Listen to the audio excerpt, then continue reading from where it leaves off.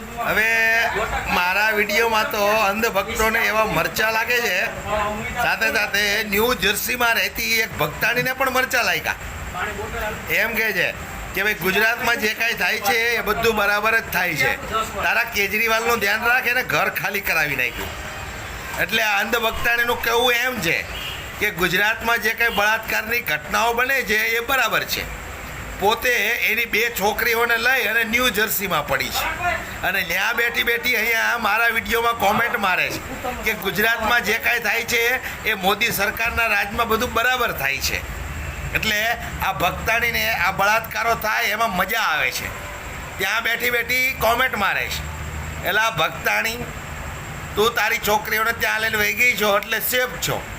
એકવાર અહીંયા ગુજરાતમાં રહીને બતાવો એટલે ખબર પડે કે તારી છોકરીઓ પણ અડધી રાતે બહાર નીકળે તો કેવી થર થર થર થર થર થર ધ્રુજે.